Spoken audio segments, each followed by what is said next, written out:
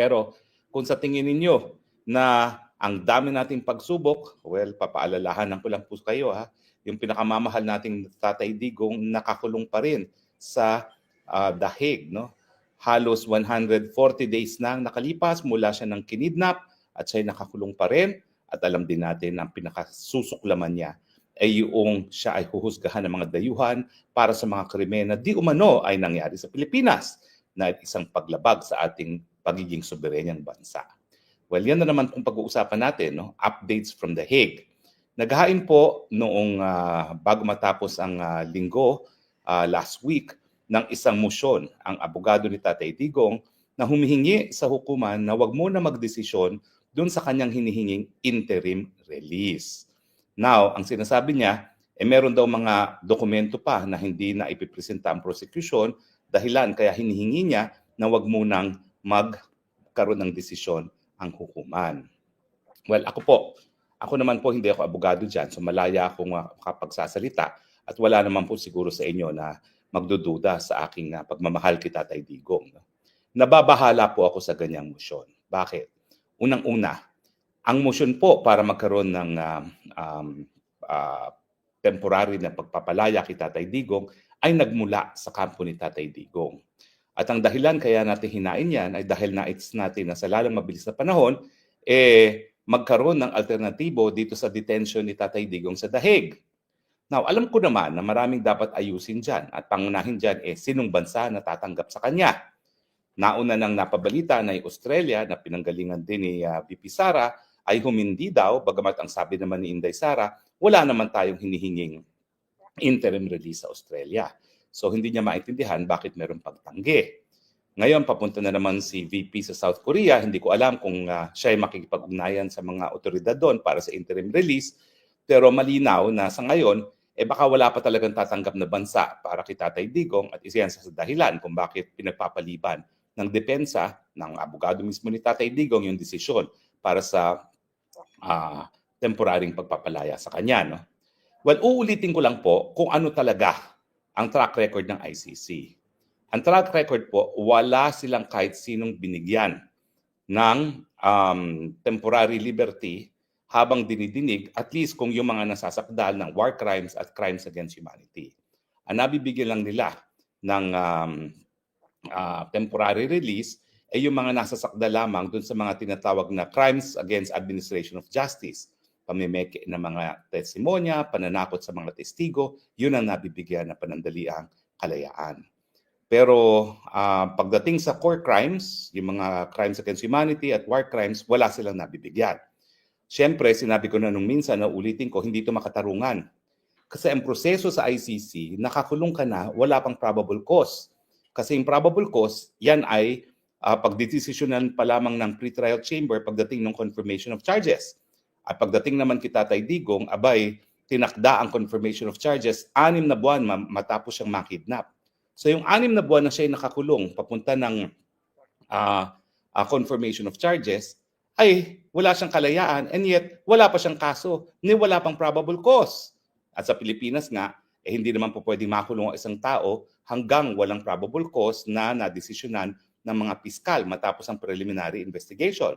Pero dito po sa The Hague, yung preliminary investigation, hindi po para sa probable cause. Ito ay for good reasons lamang para mag-issue ng warrant of arrest. At doon pa sa confirmation of charges, malalaman kung may probable cause. Kaya sinasabi ko na hindi makatarungan ang sa ICC kasi nga po, wala pang probable cause, wala ring temporary release ang mga akusado. Hindi tama yun. Kung wala pang probable cause, dapat wala munang nakakulong. Dapat yan, bigyan sila lahat ng temporary liberty kasi wala pa namang probable cause laban sa kanila. No? Pero ang siste talaga, nasa lungat sa siste ng mga naunang UN tribunals for the former Yugoslavia at saka para sa Rwanda, itong ICC hindi nagbibigay ng provisional release. Kaya lang tayo maasa na mabibigyan si Tatay Digong ng panandaliang kalayaan ay dahil siya yung kauna-unahang 80 anyos na nasasakdal dito sa ICC na meron pang kung ano-anong mga sakit. No? At sa tingin ko, sapat na dahil naman yan para siya ay mabigyan ng temporary release. Pero ang abogado ngayon ni Tatay Digong nagsasabi mukhang hindi sapat na dahilan yung kanyang edad at saka yung kanyang kalusugan. at meron pa daw mga ebidensya, mga dokumento na inaantay na dapat ipresenta ng prosecution para madesisyon ng korte yung issue nga ng temporary release. Hindi ko alam kung ano yung mga dokumentong yan. Pero in the first place, tayo humingi niyan. Kampo ni Tatay Digong humingi. Bakit tayo rin na magiging dahilan para isang tabi ang desisyon dito sa temporary release? Well, syempre, isa lang ang naiisip ko, kaya ginawa ito ng mga abogado, na hindi mapagbibigyan ang temporary release na hinihingi natin. Pero sinasabi ko naman talaga, ang track record ng ICC, hindi yan nagbibigay ng temporary release. So, hindi naman natin siya sisisihin kung hindi mabibigyan yan. Kasi, pag lumala rin ang mga health issues ni Tatay Digong, yung minsan na hindi napagbigyan ang temporary release, ay hindi naman po yan balakid para later on, kung mayroong mga bagong circumstance, mabigyan siya ng temporary release. Ang sinasabi ko lang, medyo nahehelo ako sa strategiya kung meron man yung depensa ni Tatay Digong kasi siya humingi, siya rin ang nagsabing huwag magdesisyon. Bakit pa nag-file kung ayaw mo namang madesisyonan at meron ka pang inaantay ng mga dokumento? It's as if sinabi na ng depensa, o sige, wag niyo munang desisyonan yan. Diyan muna si Tatay Digong hanggang lumabas ang mga dokumentong inaantay namin. So, bakit mo pa pinaasa naman yung tao, no? Na pagkatapos niya mag-antay na more than 100 days na, ha? More than 100 days.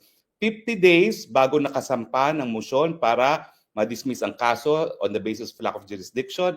100 days bago sila nag-file para dito sa temporary release.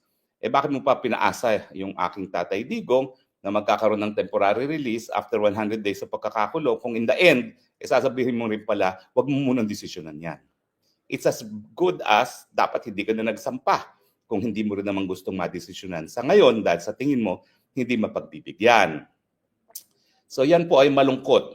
Malungkot dahil ibig sabihin, mananatili na naman nakakulong si Tatay Digong na wala pang probable cause.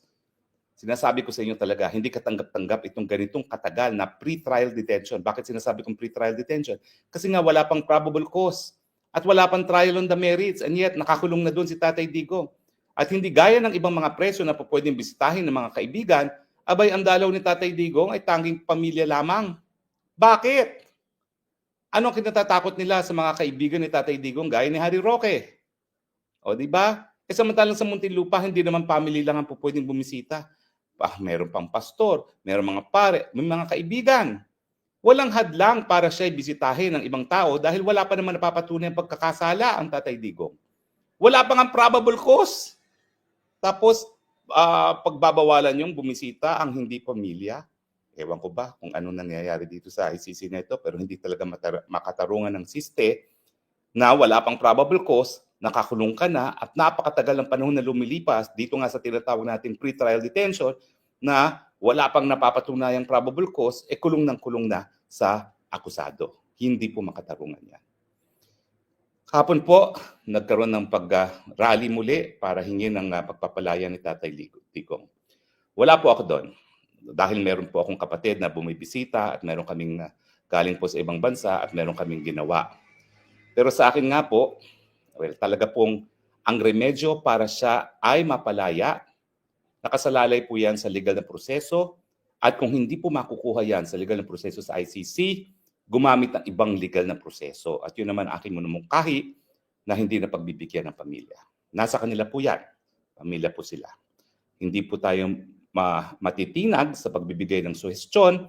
Bagamat tao rin po, no, dumarating sa punto na parang ayaw mo na magbigay ng suhestyon kung talaga namang hindi ka napapakinggan. Pasensya na po, tao lang po. Yan po ang aking damdamin. No?